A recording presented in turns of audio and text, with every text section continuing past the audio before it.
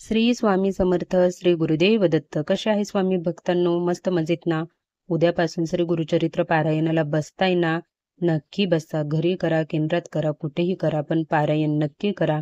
आणि आजचा व्हिडिओ पूर्ण बघा, कारण आजच्या व्हिडिओमध्ये मी तुम्हाला सांगणार आहे की श्री गुरुचरित्र पारायणाची समाप्ती कशी करायची आहे. हा व्हिडिओ खास त्यांच्यासाठी आहे जे अगोदर पारायणाला बसले आहेत, त्याचबरोबर जे उद्यापासून देखील पारायण करणार आहेत, कारण की दोन्हीमध्ये थोडासा फरक असणार आहे. बघा, तुम्ही स्वतःला खूप भाग्यवान समजा की तुम्ही श्री गुरुचरित्र पारायण करत आहात. दत्त महाराजांनी तुम्हाला निवडलं आहे पारायण करण्यासाठी. महाराजांची इच्छा आहे आणि त्यांच्याच मर्जीशिवाय काहीच शक्य होत नाही. त्याच्यामुळे स्वतःला खूप म्हणजे खूप भाग्यशाली समजा की तुमच्या हातातून श्री गुरुचरित्र पारायण होत आहे किंवा होणार आहे उद्यापासून. तर कसं आहे ना, जो कोणी 28 म्हणजे उद्यापासून श्री गुरुचरित्र पारायण करणार असेल ना, त्याच्यासाठी 8 दिवसाचा सप्ताह काळ असतो. म्हणजेच दत्त जयंती दिवशी फक्त वाचन करायचं असतं आणि नैवेद्य दुसऱ्या दिवशी दाखवायचा असतो. जे काही आपलं नैवेद्य आहे, पूजा मांडणी काढणं असो किंवा तुम्हाला जोडपं जेवू घालणं असो, सगळं काही तुम्हाला दुसऱ्या दिवशी करायचं आहे. पण जसं मला माहिती होतं मला काहीतरी अडचण येणार आहे आणि असं खूप सेवेकरी आहेत की ज्यांना गुरुचरित्र सप्ताह काळात म्हणजेच 28 नोव्हेंबर ते 4 डिसेंबर या काळामध्ये श्री गुरुचरित्राचे पारायण करायला जमत नव्हतं, म्हणून कोणी अगोदर बसला आहे, कोणी नंतर बसणार आहे. त्यांच्यासाठी असं असतं ना की जर श्री गुरु म्हणजे दत्त जयंती दिवशी जर तुमचं उद्यापन येत नसेल ना, तर तुम्हाला 7व्या दिवशीच उद्यापन करायचं आहे. तेव्हा तुम्ही 8व्या दिवसाची वाट पाहायची नाहीये. 7व्या दिवशी तुम्हाला तुमचे वाचन करायचे आहेत, जे काही अध्याय आहेत. त्यानंतर तुम्हाला नैवेद्य दाखवायचा आहे. आता मी माझं सांगते. माझा आज 7वा दिवस होता पारायणाचा. तर मी सकाळी लवकर उठली पहाटे. 4 वाजता उठून मी पुरण वगैरे घातलं. सगळं स्वयंपाक अर्ध्याच्या वर स्वयंपाक केला आणि सासूबाईंना सांगितलं 10:30 वाजेपर्यंत तुम्ही नैवेद्य बनवा. मी उठून अगोदर अंघोळ केली, त्यानंतर पुरण घातलं, त्यानंतर जो काही स्वयंपाक होता थोडाफार केला, मला होत होता तेवढा 5 वाजेपर्यंत. त्यानंतर मी देवांची पूजा केली.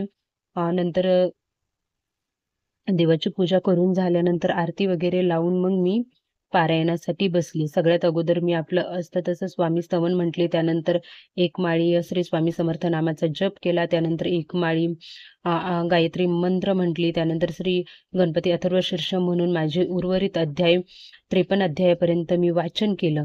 आणि 53वा अध्याय वाचल्यानंतर तुम्हाला परत पहिल्या अध्यायातील कमीत कमी 5 ओवी वाचायच्या आहेत. त्या मी वाचून घेतल्या आणि माझं जवळजवळ 9-9:30ला पारायण वाचून झालं. मग मी वाट बघितली 10:30 वाजण्याची आणि 10:30 वाजता मी बरोबर नैवेद्य दाखवून स्वामी समर्थांची, गणपती बाप्पाची आणि श्री गुरुदत्त महाराजांची आरती केली. अशा प्रकारे मी माझ्या पारायणाची सांगता केली. हे झालं माझं नैवेद्यपर्यंतचं आणि आरतीपर्यंतचं. अजून मला जोडपं जेवू घालायचं आहे, कारण की आज गुरुवार असल्यामुळे भरपूर जण संध्याकाळी उपवास सोडतात, रात्री उपवास सोडतात. त्याच्यामुळे मी रात्रीच जेवू घालणार आहे. बाकी सगळं मी सकाळीच करून घेतलेलं आहे आणि तुम्हाला देखील असंच करायचं आहे. जर तुमचं 7व्या दिवशी पारायण तुम्ही दत्त जयंती दिवशी तुमचं पारायण संपणार नसेल, तर तुम्हाला 7व्या दिवशी सांगता करायची आहे. दत्त जयंती दिवशी संपत असेल तर 5 म्हणजेच 8व्या दिवशी 5 डिसेंबर रोजी तुम्हाला नैवेद्य दाखवायचा आहे, जोडप्याला जेवू घालायचं आहे. तुम्ही आता मला जमत होतं म्हणून मी पुरणाचा नैवेद्य केला आहे. तुम्ही कोणताही नैवेद्य करू शकता. अगदी चपाती भाजी केली तरी चालेल. त्याच्याबरोबर तुम्ही गोडाचा फक्त गोड काहीतरी खीर बनवा, काही गोड एखादं पुरी, श्रीखंड तुम्हाला जे जमतं ते करा. पण एक विसरायचं नाही आहे, तुम्ही कोणताही नैवेद्य बनवा, त्याच्यासोबत घेवड्याची भाजी बनवायचीच आहे. आपल्याला तुम्ही श्री गुरुचरित्र पारायणाचे अध्याय वाचले असतील तर 18व्या अध्यायात पाहिलं असेल तुम्ही, त्या घेवड्याच्या झाडामुळे त्या माणसाची दारिद्र्यता गेली होती. त्या झाडाखाली त्याला धनलाभ झाला होता. त्याच्यामुळे आपल्याला घेवड्याची भाजी कंपल्सरी पारायणाच्या शेवटच्या दिवशीच नैवेद्य म्हणून बनवायची आहे. आणि आपल्याला नैवेद्य 4 बनवायचे आहेत. हे तुम्ही श्री गुरुचरित्र ग्रंथामध्ये देखील वाचलेच असेल आणि नसेल वाचले तरी सांगते. 4 नैवेद्य बनवून पहिला नैवेद्य आपल्याला दत्त महाराजांना ठेवायचा आहे, दुसरा नैवेद्य कुलदेवतेला, तिसरा स्वामी महाराजांना आणि चौथा नैवेद्य आपल्याला जो ग्रंथ आपण वाचला आहे श्री गुरुचरित्र ग्रंथ याला ठेवायचा आहे. त्यानंतर ग्रंथाचा नैवेद्य आपल्यालाच खायचा आहे किंवा गाईला द्यायचा आहे. इतर 3 नैवेद्य तुम्ही तुमच्या घरातील कोणालाही, सासू सासरे असू द्या, नवरा असू द्या, नणंद, मुलं कोणालाही देऊ शकता. आणि जर कोणी ते शक्य नसेल तर तुम्ही गाईला सगळे नैवेद्य दिले तरी चालेल, पण नैवेद्य अजिबात वाया जाऊ देऊ नका. त्यानंतर तुम्हाला एका जोडप्याला, कोणतंही असू द्या, ब्राह्मण भेटू द्या तुम्हाला, ब्राह्मण जोडपं असू द्या, कोणत्याही जातीचं असेल तरी चालेल. स्वामींनी कधीच जातीभेद देखील केलेला नाहीये. तुम्ही कोणत्याही एका जोडप्याला जेवू घालू शकता. तुम्हाला होत असेल तर अनेक जोडपे 2, 3, 4, 5 इतक्या लोकांनाही तुम्ही जेवू घालू शकता. पण किमान एक जोडपं जर घातलं तरी उत्तम आहे. आणि जरी जोडपं भेटलं नाही तुम्हाला तर बाहेर तुम्ही दान करू शकता. काही दुसरं दान करा, तुम्हाला जे स्वइच्छेने दान करायचं आहे ते. पण आपल्या घरातील जेवण, आपल्या घरातील महाप्रसाद त्या दिवशी घराबाहेर जाऊ देऊ नका. कशामुळे? त्याच्या मागचं कारण काय आहे की बाबा तुम्ही बाहेर प्रसाद हा दिला कोणाला तरी खायला आणि त्यांनी खाल्ला की नाही खाल्ला का तो वाया गेला आपण सांगू शकत नाही. आणि महाप्रसाद वाया गेला नाही पाहिजे. त्याच्यामुळे मी तर सांगते की तुम्ही महाप्रसाद तुमच्या घरी खायला कोणालाही घाला, पण बाहेर जाऊ देऊ नका. आणि ज्या जोडप्याला तुम्ही जेवायला घालणार आहे ना, नाही त्या जोडप्याला म्हणजेच त्या स्त्रीचं, पुरुषाचं आदरातिथ्य करा. तुम्ही ते स्त्रीला तुमच्याकडे साडी देणं होत असेल तर साडी द्या, नाहीतर ब्लाऊज पीस देऊन 11-21 रुपये पुरुषाला दक्षिणा द्या. त्यांचं योग्य असं आदरातिथ्य करून मग यथाशक्तीने तुम्हाला जी काही दक्षिणा द्यायची आहे ती द्या. व त्यानंतर तुम्हाला काय करायचं आहे, तुम्ही जेव्हा 7व्या दिवशी पारायणाची सांगता करता त्या दिवशी तुमचं सगळं काही करून झालं, सकाळपासून तुम्ही अध्याय वाचून झाले, तुमची आरती, नैवेद्य, जोडपं जेवू घालून झालं, मग संध्याकाळी तुम्ही पोथी उचलू शकता. पोथी जागेवर उचलून व्यवस्थित ठेवा. त्यानंतर तुम्ही तो नारळ आहे तो लाल कपड्यामध्ये बांधून घरामध्ये कुठेही ठेवा.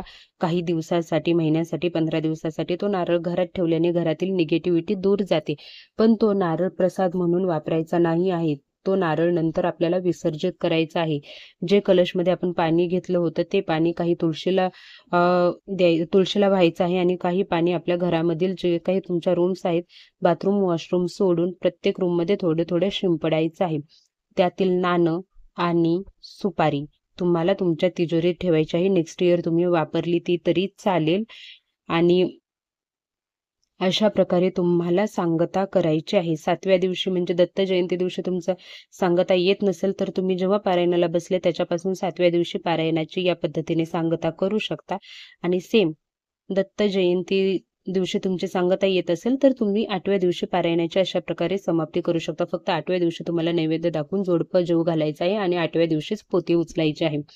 हे झालं 7व्या 8 जे घरी पारायण करतात त्यांच्यासाठी. पण जे केंद्रात पारायण करतात ना त्यांच्यासाठी काही नाही आहे. केंद्रामध्ये सगळं योग्य मार्गदर्शन केलं जातं. केंद्रामध्येच तुम्हाला नैवेद्य दाखवला जातो तुमच्या ग्रंथाला. त्याचबरोबर तुमचा उपवास देखील तिथेच सोडला जातो. तिथे महाप्रसाद असतो. त्याच्यामुळे तुम्ही केंद्रामधलं काहीच जे पहिल्यांदा करतात त्यांच्या मनामध्ये येतात की प्रश्न आता आम्ही कसं नैवेद्य दाखवायचं, काय करायचं, तर त्यांच्यासाठीच हे सांगते की तुम्हाला सगळं काही केंद्रामधून मार्गदर्शन मिळेल. तिथेच तुमच्या पोथीला नैवेद्य वगैरे दाखवला जाईल.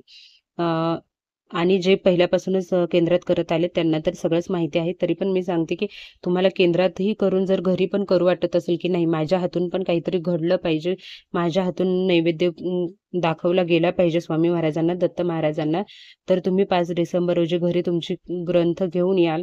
त्या दिवशी घरी आणल्यानंतर तुम्ही गोडाचं तुम्हाला जे काही करू वाटतं ना ते तुम्ही करू शकता. सगळ्यात महत्त्वाचा असतो भाव.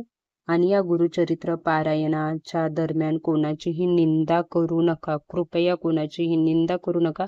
कोणाबद्दलही वाईट बोलू नका. मनोभावाने आणि श्रद्धेने पारायण करा. नियम पाळा. बघा तुम्हाला नक्की म्हणजे नक्की अनुभव येईल.